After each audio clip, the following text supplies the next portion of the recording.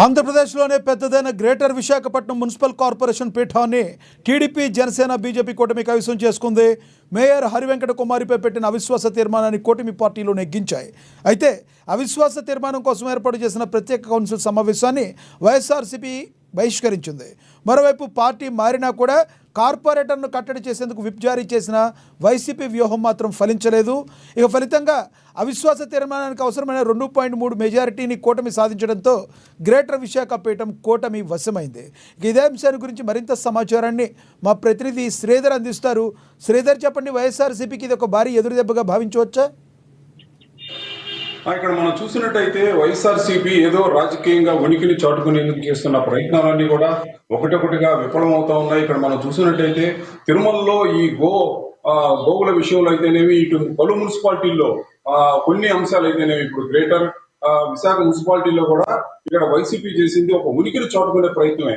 దాదాపుగా అవిశ్వాసాన్ని ప్రకటించడం, అవిశ్వాసంలో లెక్కకపోవడం, అవిశ్వాస పరీక్ష సమయానికి వైసీపీ వారంతా ఇక్కడ సమావేశానికి కాకపోవడం, ఇదంతా కూడా ఇదంతా ఇక్కడ ఈ పార్టీ ఉనికిని చాటుకునేందుకు చేసిన ప్రయత్నమే. అయితే గత పరిపాలన సాగించిన వైసీపీ ఒక ప్రతిష్ట కోల్పోయింది. ఎన్నికల్లోనే ఘోర పరాజయం చవిచూడడంతో ఇక్కడ ఒక ప్రభావాన్ని కోల్పోయింది వైసీపీ పార్టీ. అయితే ఇప్పుడు మనం చూసినట్టయితే ఇలాంటి ఇక్కడ మున్సిపాలిటీ కావచ్చు, మరింకా ఏ అంశాలైనా కావచ్చు, వైసీపీ యొక్క ప్రయత్నాలు అయితే చేస్తుంది, ఉనికిని చాటుకునే ప్రయత్నాలు అయితే చేస్తుంది. ఇక్కడ మనం చూసినట్టయితే గతంలో ఈ మున్సిపాలిటీల విషయంలో వైసీపీ ఒక నిరంకుశ ధోరణితో ఇక్కడ కార్పొరేటర్లందరినీ కూడా గెలిపించుకుని ఆయా మున్సిపల్ కార్పొరేషన్లు అయితేనేమి, ఇక్కడ గ్రేటర్ మున్సిపాలిటీలు అయితేనేమి కొంత దక్కించుకోవడం జరిగింది.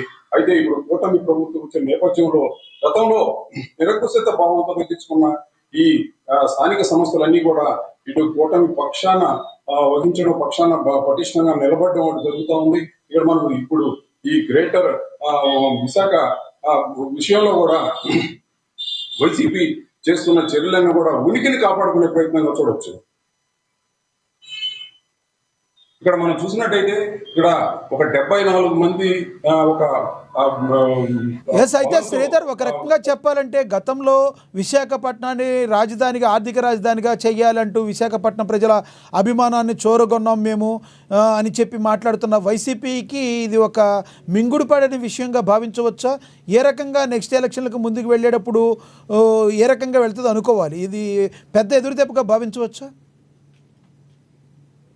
3 రాజధానుల అంశాన్ని తీసుకొచ్చిన నేపథ్యంలో ఇక్కడ విశాఖలో ఇక్కడ ఒక ప్రాంతీయ అభిమానాన్ని సహకరించాలని, ప్రాంతీయ అభిమానాన్ని కూడగట్టుకోవాలని వైసీపీ ప్రయత్నించినప్పటికీ కూడా ఇక్కడ మన ఆంధ్రప్రదేశ్ లో ప్రాంతీయ విభేదాలు లేవు.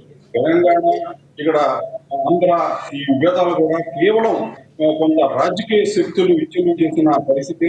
అయితే ఇక్కడ మన ఆంధ్రాలో ఎలాంటి ప్రాంతీయ విభేదాలు ఉండవు. ఇప్పటికే ఆర్థిక రాజధానిగా ఉంటున్న విశాఖ మరింత అభివృద్ధి చేసేందుకు వీలు చేసే రాజకీయంగా చేసే ప్రయత్నం ఏది ఉండదు. యాదృచ్ఛికంగా ఇక్కడ విశాఖలో ఉన్న ఆ వనరులను బట్టి ఇక్కడ అభివృద్ధి జరుగుతూ ఉంటుంది. ఈ నేపథ్యంలో ఇక్కడ తాము ఏదో విశాఖను ఒక రాజధానిగా కూడా చేస్తామని, ఇక్కడ 3 రాజధానుల నేపథ్యంలో విశాఖని ఒక రాజధాని పరిపాలన ప్రాంతంగా చేస్తామని జగన్ ఒక రాజ్య సౌధాన్ని నిర్మించుకోవడం జరిగింది. ఈ పరిస్థితులన్నీ కూడా ప్రజలు గమనిస్తూనే ఉన్నారు. ఈ నేపథ్యంలో వైసీపీకి ఇక్కడ పూర్తిగా ప్రాధాన్యమైన పరిస్థితి ఇప్పుడు గ్రేటర్ ఎన్నికల సందర్భంగా వెల్లడైంది. ఇదే పరిస్థితి కొనసాగుతా ఉంది. Thank you Sridhar.